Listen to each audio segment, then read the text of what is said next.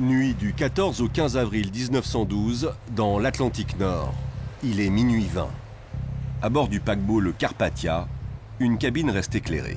C'est celle de l'opérateur radio. Il vient de recevoir un message provenant d'un bateau en train de couler. Or ce bateau, ce n'est pas n'importe lequel. C'est le Titanic. Le radio est un peu affolé, il lui fait répéter. C'est ce qu'on aurait tous fait. Un message de détresse du Titanic, c'est quelque chose qu'il ne s'attendait absolument pas à recevoir, sans doute dans sa carrière. Et comment pourrait-il le croire? Après tout, le Titanic est insubmersible. Alors, comment un bateau insubmersible a-t-il pu sombrer? On croit tout savoir sur le naufrage du Titanic, mais l'analyse technique de la catastrophe révèle plusieurs zones d'ombre. Pourquoi le Titanic s'élance-t-il de Southampton alors qu'un incendie se consume dans l'une de ses soutes? Le plus gros problème, c'est que la soute à charbon est déjà pleine et que l'incendie est tout au fond de la soute. Le commandant Smith était-il réellement l'homme de la situation? Il est plutôt âgé à ce moment-là, il arrive à la fin de sa carrière. On se demande s'il est toujours à la hauteur.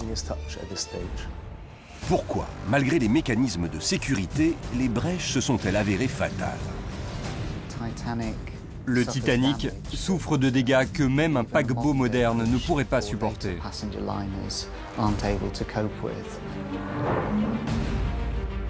Comment, malgré la collision, le paquebot aurait-il pu continuer à naviguer?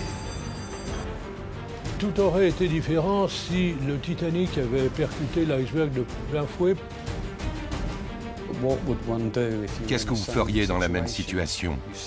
Vous voyez un lapin, un chat ou un chien devant vous, votre instinct, c'est de braquer le volant. Pour répondre à ces questions, nous sommes allés à Southampton, Toulon, Belfast et Londres. À la rencontre des plus grands spécialistes maritimes, historiens, ingénieurs, collectionneurs. Mais aussi de l'homme qui, avec son équipe, a retrouvé l'épave du Titanic. Pour le trouver, il fallait qu'on soit tous les meilleurs. On a eu le jackpot en quelques minutes.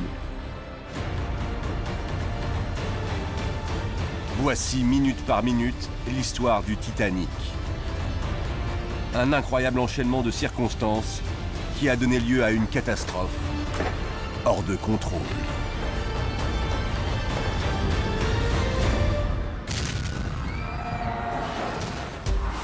Atlantique Nord, août 1985. Depuis près de 6 semaines, une mission franco-américaine a un objectif: réussir là où tout le monde a échoué jusqu'ici, retrouver le Titanic. Cette épave, c'était devenu l'Himalaya de la plongée sous-marine. Jean-Louis Michel est ingénieur à l'Institut français de recherche pour l'exploitation de la mer, l'IFREMER. C'est lui qui est à la tête de la mission côté français. Le 1er septembre 1985, à 1h du matin, il est de service sur le bateau de l'autre chef de mission, l'Américain Robert Ballard. Et après 6 semaines de recherche vaine, Jean-Louis Michel remarque une chose étrange sur ses écrans. J'ai vu un changement de texture, plus foncé. J'ai vu des points lumineux. Je n'avais pas vu, là. Alors là, on a dit ça mort. Et à un moment, on voit dans notre écran qui fait 4 mètres de diamètre. Voilà. Et 7 mètres de haut, c'était une chaudière du Titanic.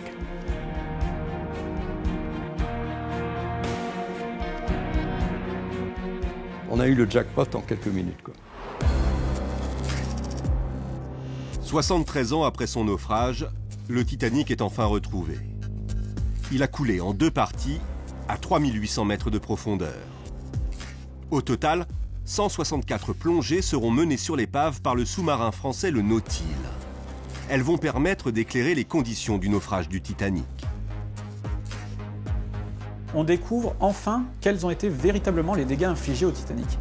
Pendant longtemps, on imaginait que le Titanic avait été ouvert un petit peu comme une boîte de conserve sur une grande distance.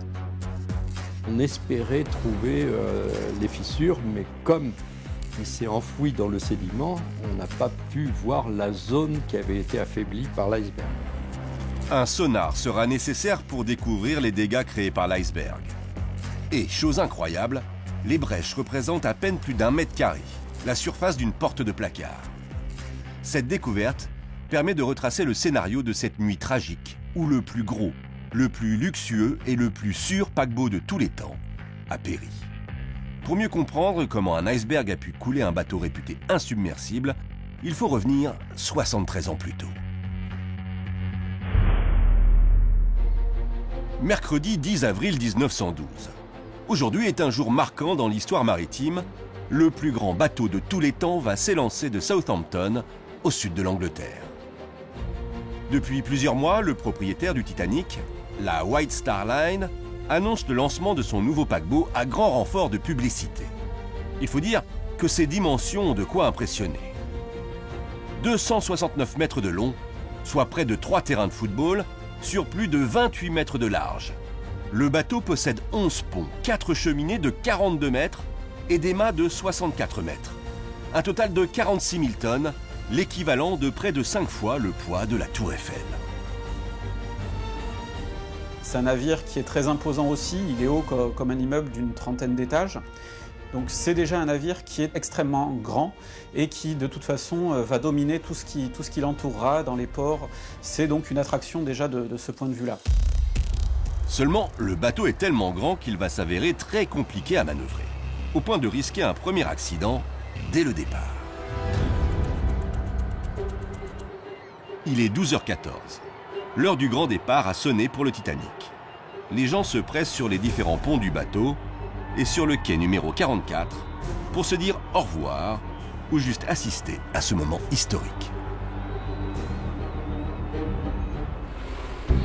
À la timonerie, la cabine de pilotage, on manœuvre pour quitter le port. Et c'est loin d'être évident, car ce jour-là à Southampton, il y a beaucoup plus de navires que d'ordinaire. Le Titanic quitte le port de Southampton, mais il y a beaucoup de bateaux bloqués à cause d'une grève de charbon. Donc il faut être très prudent. Le Titanic se met en mouvement, mais il est si puissant que lorsque ses hélices se mettent en route, elles créent un phénomène d'aspiration totalement imprévu et incontrôlable. Il passe devant un paquebot assez gros, hein. On a dit que c'était un petit paquebot, mais c'est un paquebot assez gros, c'est le New York. Et l'aspiration créée par les hélices fait que le New York est attiré vers le Titanic. Les remous qui sont générés par son déplacement dans l'eau font qu'une des amarres du New York rompt. Donc là, l'arrière du New York se rapproche du Titanic. Le Titanic tente de faire machine arrière, tandis qu'un remorqueur éloigne le New York. En fait, les deux navires finissent par n'être séparés que par moins d'1 mètre. Et la collision n'est évitée que d'extrême justesse. Beaucoup de passagers sont sur le pont au moment du départ. Ils sont nombreux à être témoins de la situation, ce qui n'est pas pour les rassurer. Beaucoup de gens, par la suite, verront dans cet événement un présage funeste sur le destin du Titanic. Après cet accident évité de peu, certains commencent à se poser des questions. Des questions sur l'homme à la tête du Titanic, le commandant Smith. Une véritable star dans le milieu maritime. C'est quelqu'un qui a eu une carrière brillante comme marin, c'est vraiment un marin accompli. Captain Smith. Le commandant Smith, c'est le commodore de la White Star Line. Il est considéré comme l'un des commandants les plus célèbres de la navigation maritime moderne. C'était quelqu'un qui était probablement l'un des hommes les plus chevronnés, des meilleurs connaisseurs de l'Atlantique Nord. C'est le marin le plus réputé, le plus connu de son époque, à tel point que certains passagers de première classe n'acceptent de voyager que sur les navires qui sont commandés par le capitaine Smith. Seulement, après la collision évitée avec le bateau le New York, des questions se posent. Tout le monde se souvient que Smith a déjà connu un accident similaire avec le frère jumeau du Titanic, l'Olympique. Dans les mois qui ont précédé le voyage inaugural du Titanic, l'Olympique a eu un accident avec un croiseur de la Royal Navy. Smith est-il la bonne personne pour commander le Titanic ? Il est plutôt âgé. Il arrive à la fin de sa carrière. Il pense à prendre sa retraite après ce voyage. Donc on se demande s'il est toujours à la hauteur. Personne n'a l'habitude de bateaux aussi gros. C'est les plus gros bateaux existants. La grande nouveauté avec l'Olympique et le Titanic, c'est que ce sont des navires d'une taille sans précédent. Donc beaucoup de gens mettent en doute la navigabilité de ces bateaux et c'est un gros enjeu pour le commandant Smith d'arriver à prouver que ces navires sont tout à fait à échelle humaine. L'autre enjeu de Smith, c'est d'assurer la sécurité de ses passagers. Et justement, une menace guette dans les profondeurs du Titanic. Aussi incroyable que cela puisse paraître, depuis que le bateau s'est élancé, un incendie se consume à bord dans le plus grand secret. Seule une partie de l'équipage est au courant. Tout a commencé au moment du départ, à cause d'une grève des mineurs de charbon. Il a fallu s'approvisionner dans d'autres bateaux. Manipuler du charbon, en particulier d'un bateau à l'autre, était quelque chose de formellement déconseillé. Mais la White Star Line n'avait pas d'autre choix. Il manquait de charbon et il ne voulait clairement pas annuler le départ du Titanic. Mais cette opération pour permettre au Titanic de partir à temps n'a pas été sans conséquences. Ça a créé un problème, puisqu'en déplaçant ce charbon, il s'est échauffé et ça a été à l'origine d'une combustion spontanée à l'intérieur même des soutes. Lorsqu'on parle d'incendie dans une soute à charbon, ça ressemble plus à des braises. On parle de charbon en fait, qui se consume et qui monte à une très haute température, mais sans qu'il y ait forcément de flammes qui se dégagent. Ce sont plutôt des dégagements de fumée. Croisant désormais au milieu de l'Atlantique, le Titanic est toujours menacé par le feu. Gérard Pioufre est historien maritime, spécialiste du Titanic. Comme il l'explique, éteindre un incendie dans une soute est particulièrement délicat. Les soutes en général, on les remplit par le haut et on les vide par le bas. Et ce qu'il faut faire, c'est atteindre le plus rapidement possible le foyer d'incendie. Le plus gros problème, c'est que la soute à charbon est déjà pleine et que l'incendie est tout au fond de la soute. Ça veut dire que pour pouvoir l'éteindre, il va falloir vider la soute. Or, on ne peut pas le faire sans faire avancer le navire. En attendant de venir à bout de l'incendie, les mécaniciens doivent à tout prix le maîtriser. Ils surveillent la pression, la température et ils envoient de la vapeur. Finalement, c'est le samedi 13 avril que le feu sera éteint, la veille de ce qui sera le tout dernier jour du Titanic.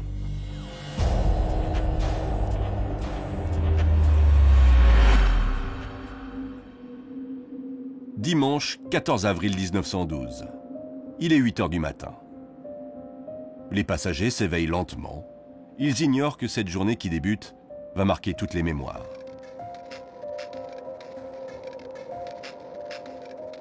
Après avoir embarqué des passagers à Cherbourg en France, puis à Queenstown en Irlande, le Titanic navigue désormais au beau milieu de l'Atlantique. À bord, les 1300 passagers sont impressionnés par le luxe. Près de 900 personnes sont nécessaires pour faire fonctionner ce palace flottant.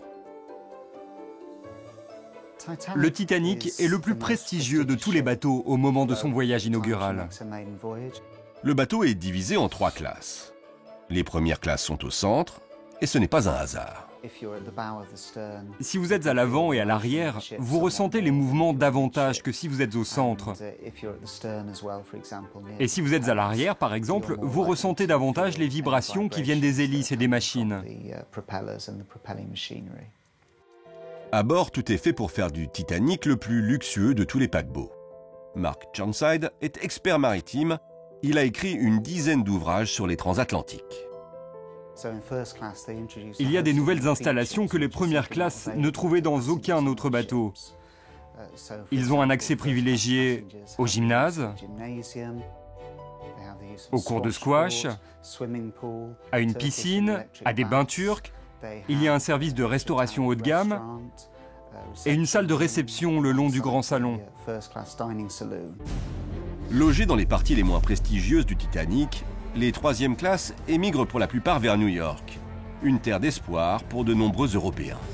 Il faut savoir que c'est l'époque où, avant la Première Guerre mondiale, où énormément de gens partent, des milliers de personnes quittent l'Europe chaque année pour aller s'installer aux États-Unis en quête d'une vie meilleure, de meilleures conditions de vie, de meilleures conditions de travail. Et les compagnies maritimes assurent leur développement principalement sur ce commerce-là. Cette année-là, c'est la première fois qu'1 million de passagers voyagent de l'ancien monde vers le nouveau monde. Et cette répartition des différentes classes va jouer un rôle majeur lors de la catastrophe. 13 heures.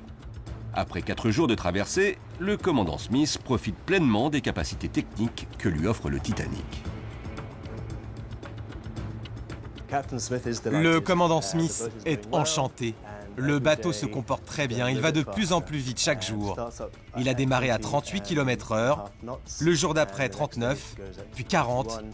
C'est son nouveau bateau, il le teste chaque jour un peu plus pour voir jusqu'où il peut aller. On aurait tous fait pareil. Tous les signaux sont au vert pour une très bonne traversée. L'équipage et les passagers sont tous ravis du bateau. Ils naviguent très bien sur l'océan. Il y a même des rumeurs qui courent à bord que le bateau avance à bonne vitesse et qu'il devrait arriver à New York plus tôt que prévu. D'ailleurs, parier sur les performances du bateau est devenu l'une des occupations préférées des passagers. C'est une distraction que les passagers aiment beaucoup, parier sur la vitesse du bateau. Chaque jour, quand la vitesse du bateau est affichée, la personne qui s'en rapproche le plus remporte l'argent qui a été mis en jeu.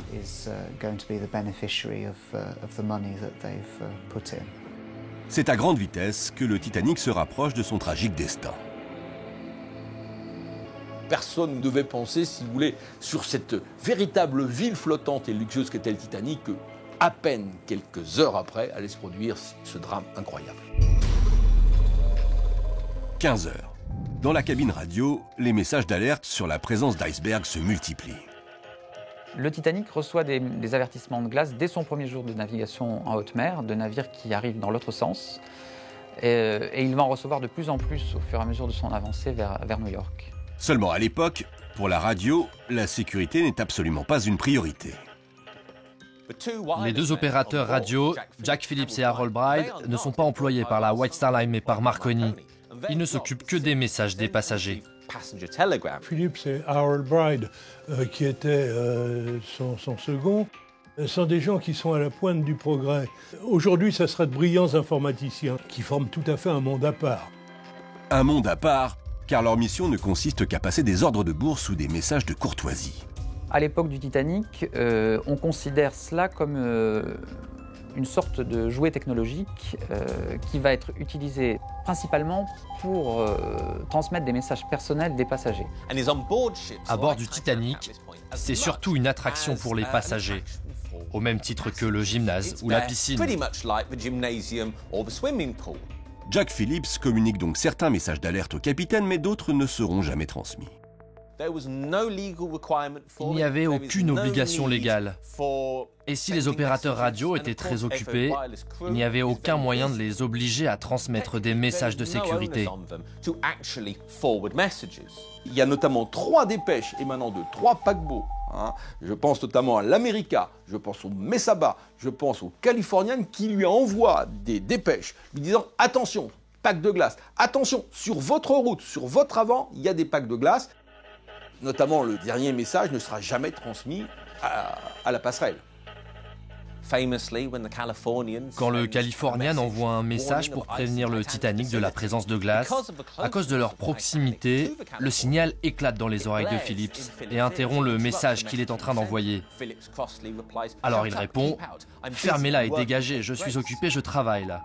Il faut se souvenir que ce sont des jeunes adultes et ils ont tendance à s'exprimer comme maintenant on s'exprimerait par texto.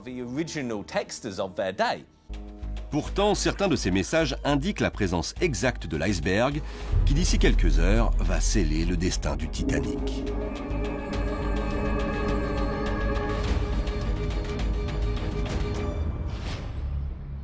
« 17 heures. Le commandant Smith a pris connaissance de quelques messages d'alerte et pourtant, il prend une décision qui peut paraître étonnante. Le Titanic ne doit pas ralentir. Il savait qu'il y avait des champs de glace à proximité du trajet du Titanic. Mais il a pris un risque calculé. Il pensait qu'il verrait l'iceberg à temps, qu'il ralentirait et pourrait le contourner. On pense tous maintenant que c'est complètement inconscient pour le Titanic d'aller si vite au milieu de la glace, que ça n'a pas de sens. Et évidemment, depuis le drame du Titanic, on ne ferait plus une chose pareille. Mais en 1912, la procédure est justement de naviguer plus vite lorsqu'il y a de la glace. Tous les commandants d'alors font ça. L'idée est très simple. Moins on passe de temps au milieu des champs de glace, moins il y a de risque d'avoir un problème. Donc que le Titanic navigue à pleine vitesse est quelque chose de complètement normal. Ce n'est pas une erreur. Il faut se souvenir qu'en 1912, de mémoire d'homme, il n'y avait jamais eu d'accident grave dans de telles proportions dans l'Atlantique. Le dernier accident grave entre un paquebot et un iceberg, c'était dans les années 1870. Donc même en cas d'accident avec des glaces, il ne devrait pas y avoir de problème. Pas mal de navires moins précis, moins sophistiqués, moins prestigieux ont survécu à des collisions avec des icebergs sans aucun problème. Les icebergs étant très fréquents dans l'Atlantique Nord, à cette époque, pour éviter de les percuter, les bateaux sont obligés de suivre un itinéraire bien précis.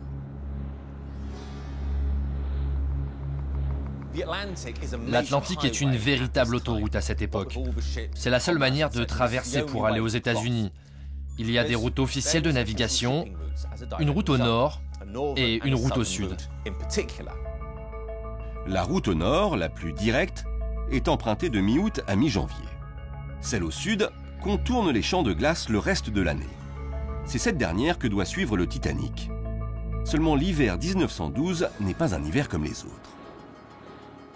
L'hiver a été assez doux et donc du coup ça a entraîné plus de fonte des glaces dans le nord et donc plus d'icebergs dans l'Atlantique Nord qui descendent un petit peu plus au sud avant de fondre. Des icebergs sont présents sur l'Atlantique à une période tardive dans l'année, au printemps, ce qui était un phénomène assez rare. Ça explique le choix du commandant Smith d'emprunter une route qui est légèrement plus au sud que la route habituelle des navires, qui est une route qui est employée plutôt à la saison des glaces, mais rarement à cette période-là de l'année. 21 h.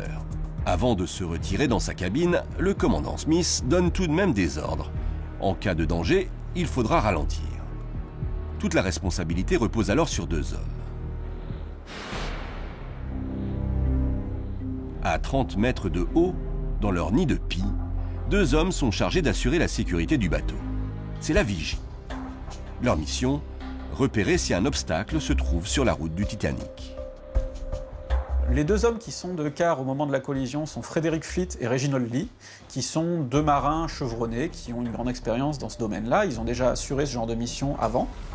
Et ce soir, malgré le froid glacial, les conditions météorologiques semblent bonnes pour la vigie. La mer est calme et le froid intense.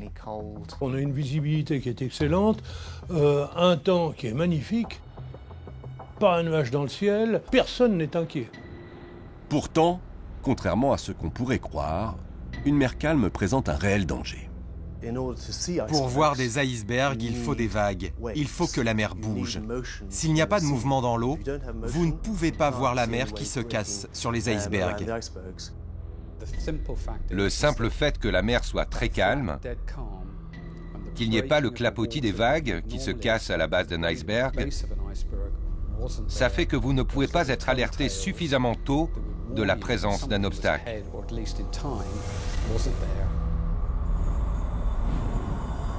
Un obstacle invisible.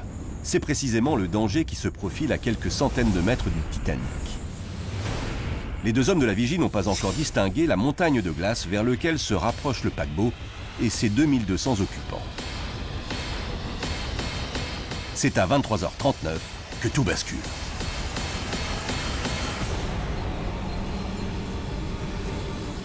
Ils sont en train de regarder à travers la nuit, quand tout à coup Fleet voit une forme très sombre à l'horizon. Il voit quelque chose de noir, le temps que ça remonte à son cerveau, qui se dise qu'est-ce que c'est, c'est un iceberg. Quand Fleet voit l'iceberg, son premier réflexe est de sonner la cloche. Tout de suite, il sonne 3 coups de cloche pour signaler qu'il y a quelque chose droit devant. Il appelle la passerelle. L'homme qui décroche, c'est l'officier Murdoch. Ce soir, c'est lui qui remplace le commandant Smith à la tête du Titanic. Vous avez vu quoi? Iceberg droit devant.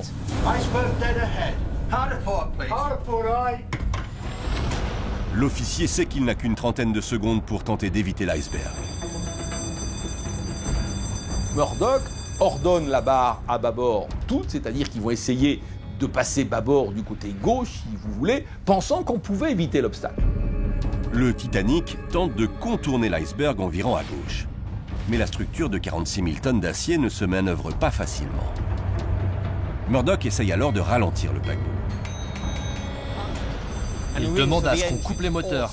C'est la procédure normale à cette époque. Après avoir reçu l'ordre, les mécaniciens ont besoin de plusieurs longues secondes pour stopper les machines. Des secondes qui feront la différence.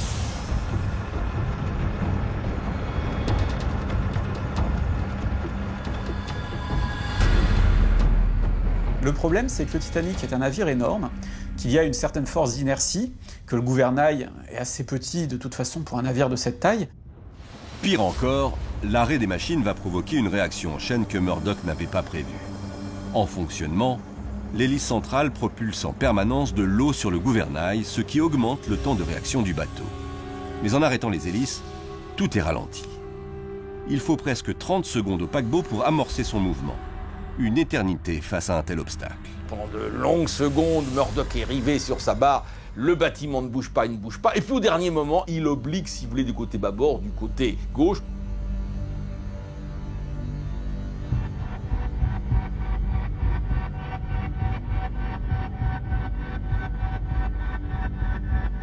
À cet instant, le Titanic n'est plus qu'un monstre d'acier incontrôlable, lancé à près de 40 km/h vers cette montagne de glace.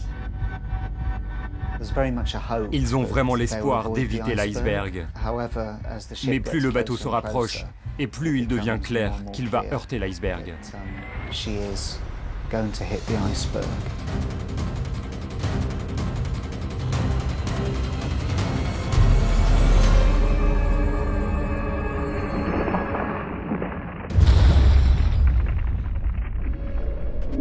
La collision ne dure qu'une poignée de secondes. Et c'est sous l'eau que les dégâts sont les plus graves. Car en percutant le Titanic, l'iceberg déforme les plaques d'acier de la coque les unes après les autres. Sous la pression, certains rivets sont éjectés. L'eau s'infiltre alors peu à peu dans les soutes situées à l'avant. Les premiers compartiments de chaudière qui se situent à l'avant du navire, dans lesquels travaillent les soutiers, sont inondés immédiatement. Ces mécaniciens seront parmi les premières victimes. Pourtant, 30 mètres plus haut à la passerelle, l'officier Murdoch est loin d'être inquiet. Il ne s'est rendu compte de rien. Murdoch se dit, bon, on l'a échappé belle, on s'en sort avec quelques tôles bosselées, un peu de peinture à changer et tout, ouf, on est sauvé. Si l'officier est si confiant, c'est parce qu'il pense être à la tête d'un bateau insubmersible. Pour le comprendre, il faut revenir à la conception même du Titanic.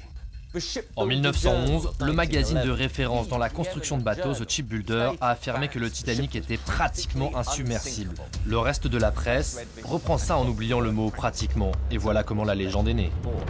Cette réputation, le Titanic l'a obtenue grâce à plusieurs innovations techniques. Les ingénieurs ont essayé d'imaginer l'accident possible. On essaye toujours d'imaginer le pire. Tout d'abord, le fond du bateau a été doublé. C'est-à-dire qu'il peut talonner, il pourrait éventuellement toucher sans la moindre gravité. Mais surtout, le Titanic a été conçu de manière à pouvoir percuter un obstacle sans se mettre en danger. Le principe est simple. La coque a été divisée en 16 compartiments étanches. C'est un système qui existait déjà auparavant, mais le Titanic pousse ce système-là à un niveau de perfectionnement nouveau. En cas d'inondation, l'eau ne peut pas se propager à l'ensemble du bateau. Elle est cantonnée aux compartiments touchés. Le Titanic avait un système remarquable de compartiments étanches. C'était conçu de telle manière que si les 4 compartiments à l'avant étaient inondés, il continuait à naviguer. À cette époque, avec un seul compartiment inondé, n'importe quel bateau coulait. Des portes permettent de se déplacer d'un compartiment à l'autre, mais en cas d'avarie, hors de question que l'eau ne s'infiltre par ces ouvertures. C'est là qu'on trouve une troisième innovation, les portes étanches. Les bateaux avaient déjà des portes étanches avant. C'était une technologie assez courante. Mais jusqu'à présent, il fallait toujours les descendre à la main. Sur le Titanic, ces portes peuvent également être actionnées électriquement à distance, et même de manière automatique. Paul Ledenbraun a été le conseiller historique de James Cameron sur le film Titanic. Pour lui, ce triple système de sécurité est une incroyable innovation. S'il n'y avait personne à proximité, un flotteur remontait et cela déclenchait une valve et la cloison étanche se refermait automatiquement. Donc, vous aviez une triple sécurité. Une fermeture électrique, une fermeture manuelle et un système de bascule automatique si l'eau montait. Et ça, c'est une caractéristique unique du Titanic. Dans les secondes qui suivent la collision, l'officier Murdoch ordonne la fermeture de ses portes étanches. Pour lui, à cet instant, c'est certain, même si l'iceberg a perforé la coque, le paquebot restera à flot. Ce qu'il ignore, c'est que les dégâts provoqués sont bien plus graves.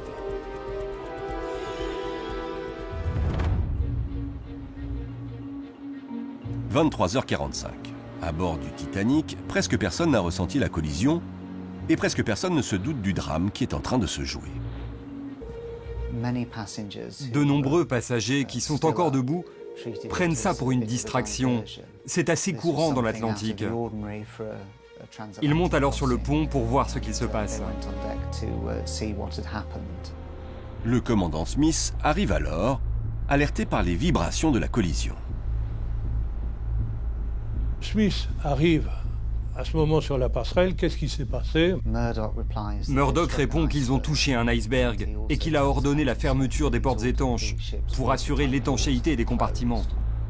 Le Titanic semble bien se porter. Mais le commandant Smith veut en avoir le cœur net. Il confie alors une mission à l'homme qui connaît le mieux le Titanic, Thomas Andrews. Le principal concepteur du Titanic, c'est Thomas Andrews. C'est l'architecte en chef du chantier naval Harland & Wolff. Jean-Philippe Marr est architecte et expert du Titanic. Il est l'auteur d'une biographie de Thomas Andrews. C'est lui qui coordonne toutes les équipes des bureaux d'études qui conçoivent le navire et qui coordonne également les équipes qui travaillent sur le chantier pour le construire. Le commandant Smith demande d'aller vérifier le pont inférieur et l'état de la quille. Et ce que va voir Thomas Andrews va lui glacer le sang. Si les observations du concepteur du Titanic sont correctes, 5 compartiments sont touchés. Pire encore, Thomas Andrews réalise que les cloisons étanches ne sont pas suffisamment élevées. Tel un jeu de vases communicants, l'eau va passer d'un compartiment à l'autre.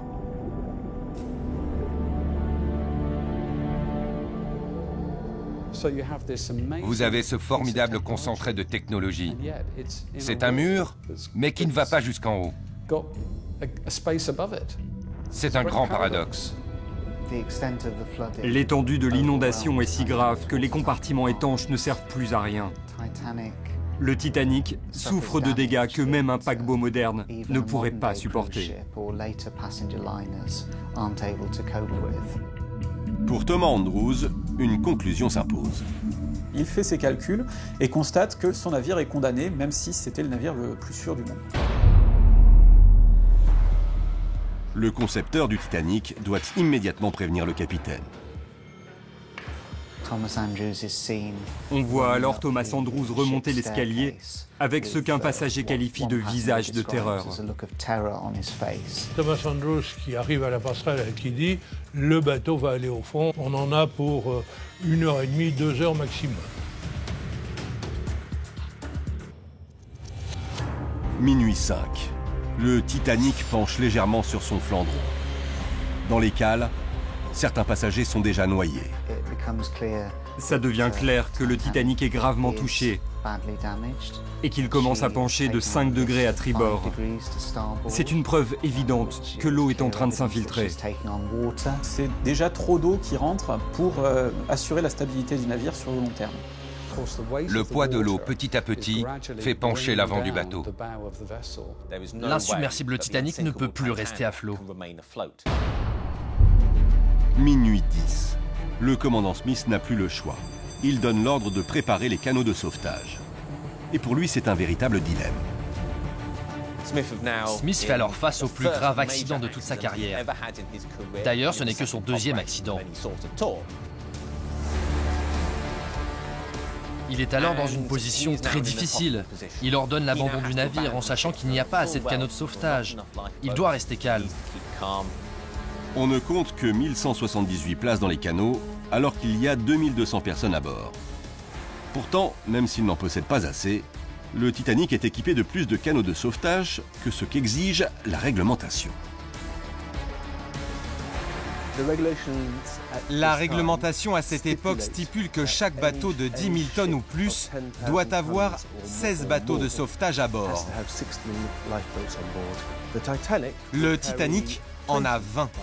Donc, il y en a plus que ce qui est exigé. Plus de 1000 personnes risquent de trouver la mort dans les eaux glacées de l'Atlantique. Seul espoir à présent, qu'un bateau arrive vite à la rescousse.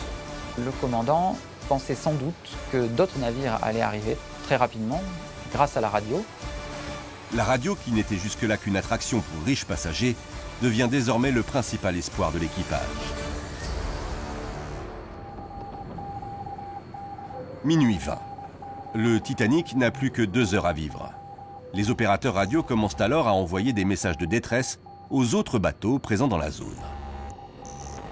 Le terme à l'époque, c'est le CQD. Sa signification, nous sommes en danger, venez vite.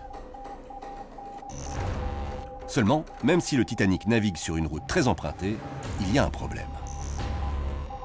Le problème, c'est qu'il n'y a très peu de navires dans les environs ce soir-là. Celui qui le reçoit le plus rapidement, c'est principalement l'Olympique, qui est le jumeau du Titanic, qui fait le voyage en sens inverse. Seulement, l'Olympique est très très loin et ne pourrait pas faire le chemin en moins d'une journée. Donc il est impossible qu'ils viennent sauver les passagers du Titanic. Il faut absolument réussir à contacter un autre bateau. Les opérateurs continuent donc à envoyer des messages de détresse sans relâche, et après plusieurs minutes, ils vont même tenter un nouveau code de plus en plus utilisé à l'époque, le SOS. À un moment, Harold Bride dit à Phillips, envoie un SOS, c'est peut-être notre dernière chance de l'envoyer. Alors il envoie un SOS, ça n'est pas le premier SOS de l'histoire, mais c'est certainement le plus célèbre.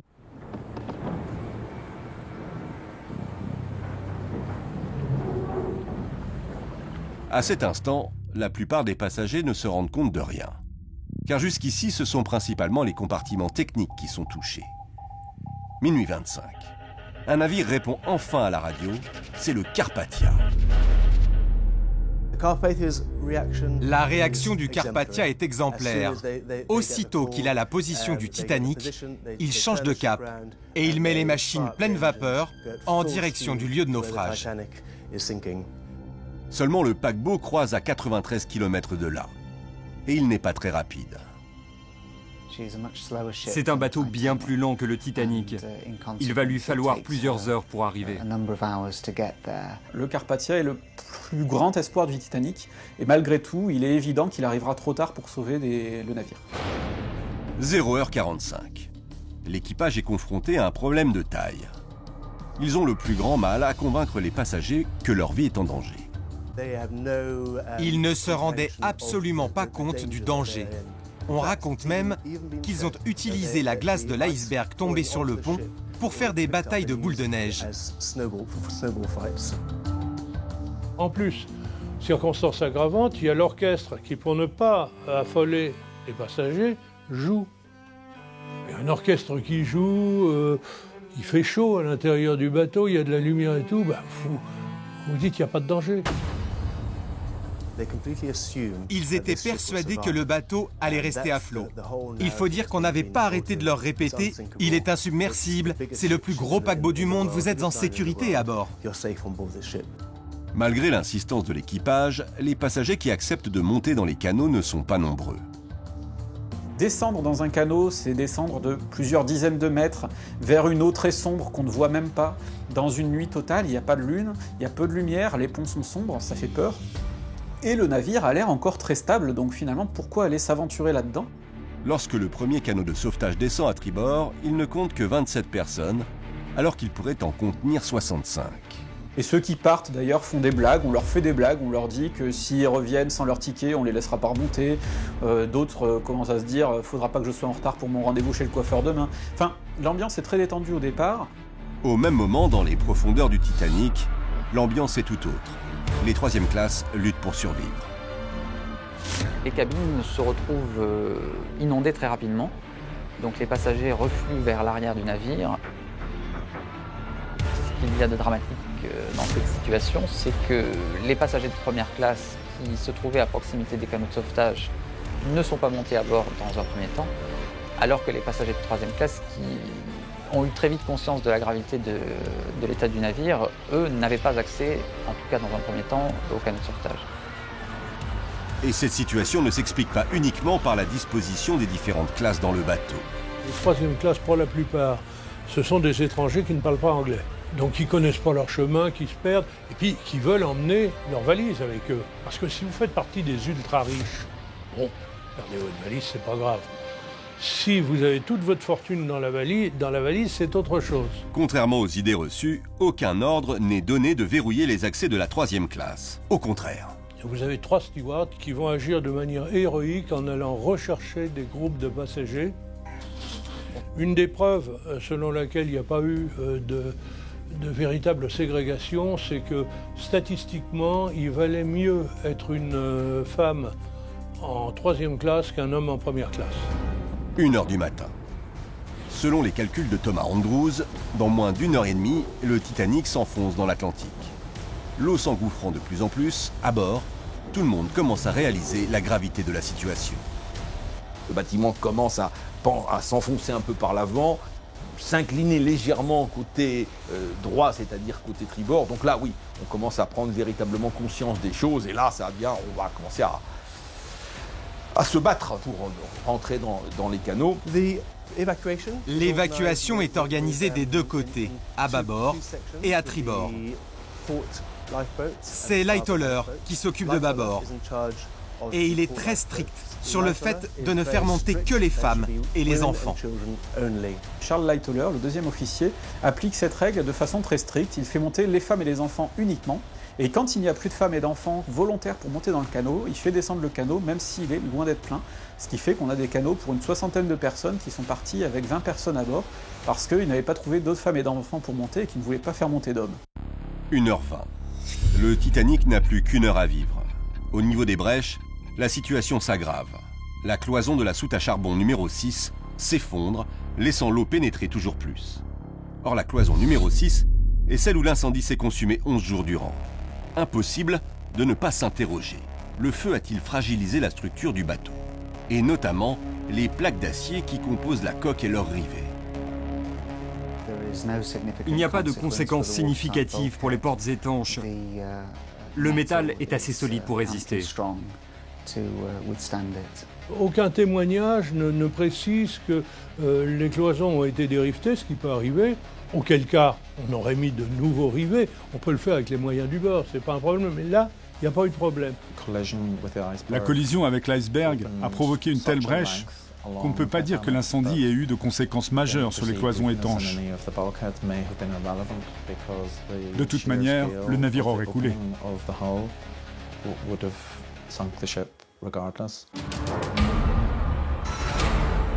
1h30. À cet instant, la panique est générale. D'autant que les derniers canots sont descendus.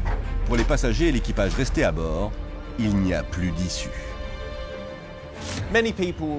Beaucoup de gens ont accepté leur destin en refusant de grimper à bord d'un canot de sauvetage et en choisissant de rester ensemble. Puis à un moment, les derniers canots partiront plus que plein. Il y a un canot qui est parti, normalement c'était 65 personnes, 65 adultes, il y en a un qui est parti avec 70. Pour les passagers qui n'ont pas pu prendre place à bord d'un canot, l'espérance de survie dans l'eau glacée ne dépassera pas 20 minutes. D'autant que la catastrophe va encore s'accélérer.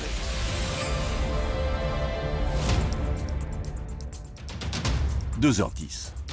La situation à bord du Titanic est plus incontrôlable que jamais. Dans leur cabine radio, les 2 opérateurs continuent pourtant d'envoyer des SOS. Ils restent à leur poste jusqu'à ce que l'eau envahisse la cabine radio. Car, chose incroyable, alors que le Titanic est sur le point de sombrer, il dispose encore d'électricité. C'est une fin extrêmement brutale. Et pourtant, les ingénieurs du Titanic ont réussi l'exploit de maintenir la lumière jusqu'à 2 ou 3 minutes avant la fin. Il y a beaucoup de survivants qui décrivent cette image comme terrible, mais plutôt belle. 2h19. Avec le poids de l'eau, la proue du navire s'enfonce complètement. L'arrière se redresse, laissant apparaître les 3 hélices en bronze du Titanic. Les gens dans les canaux de sauvetage voient alors les hélices sortir de l'eau.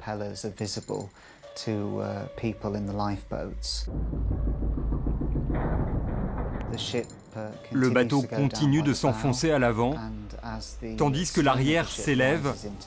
C'est une énorme pression qui s'exerce.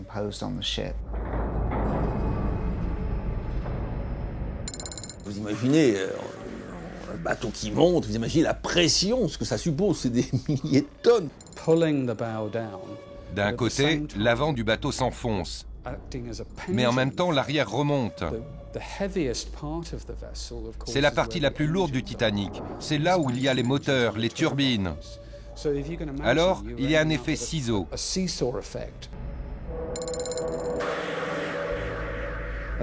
Lorsque l'avant s'enfonce dans la mer, on atteint un point critique.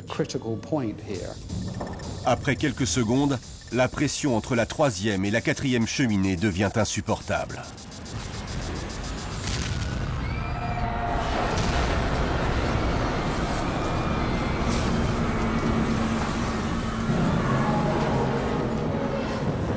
Elle ne se brise pas complètement, ce qui fait que l'avant entraîne l'arrière. Quand le bateau se casse en deux, les 2 parties restent accrochées à cause du double fond. Automatiquement, l'arrière retombe. Et à cet instant, beaucoup de gens pensent que l'arrière peut continuer à flotter tout seul. Malheureusement, ça ne va pas se passer comme ça. Il se dresse à 90 degrés et il descend comme un ascenseur. Il est 2h20. Les 2 parties du bateau sombrent en emportant avec elles les derniers survivants. L'une des choses les plus terribles, c'est le moment juste après la catastrophe, juste après la disparition du Titanic. L'une des survivantes, Eva Hart, a dit que le son des gens en train de se noyer est une chose que personne ne pourrait jamais décrire. Mais comme l'ont dit beaucoup de survivants, le pire est le silence qui a suivi, car on ne pouvait plus rien faire.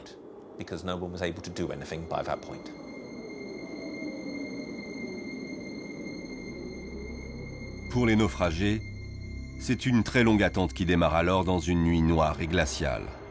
Ce n'est que vers 4h du matin qu'arrive le Carpathia. Le paquebot démarre une opération de sauvetage particulièrement délicate. On aligne les canaux au Carpathia, on fait monter les passagers, pour certains par des échelles de corde, pour les plus faibles on essaie de les treuiller jusqu'au pont, et pour les enfants on les fait même monter dans des sacs à patates. Une opération qui s'étalera sur 4 heures. Au total, il n'y a que 711 rescapés. En cette nuit du 14 au 15 avril 1912, plus de 1500 passagers ont trouvé la mort. Ce sont les 3e classes, les plus éloignés des canaux qui paient le bilan le plus lourd. Si 4 voyageurs sur 10 ont péri en première classe, chez les plus pauvres, ce chiffre est multiplié par 2. Mais c'est parmi l'équipage qu'on compte le plus de victimes. Parmi elles, le commandant Smith, le concepteur du Titanic, Thomas Andrews, et le tout jeune chef radio, Jack Phillips.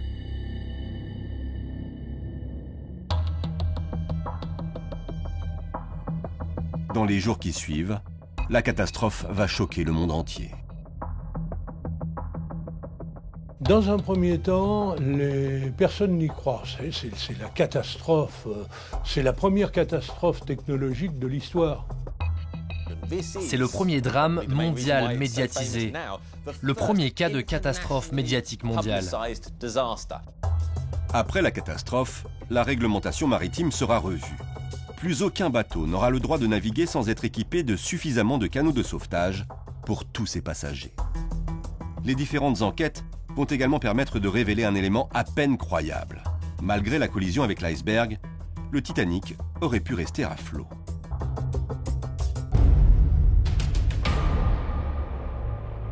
Tout aurait été différent si le Titanic avait percuté l'iceberg de plein fouet. Pourquoi? Parce que la proue est toujours un élément renforcé de la charpente.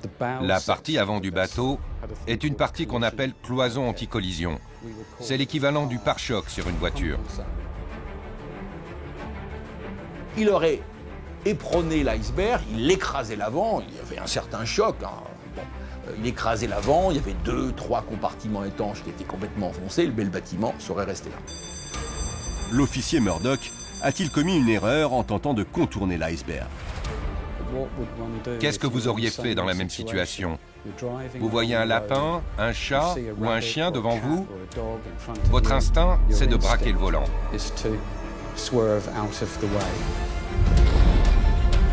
C'est tellement facile à le dire après. Et lorsqu'on est dedans, il a fait ce qui lui semble évident. Si de nombreux doutes persistent sur ce qu'il s'est réellement déroulé cette nuit du 14 avril 1912, il y a une certitude. Et elle concerne l'épave du Titanic. Son temps est compté.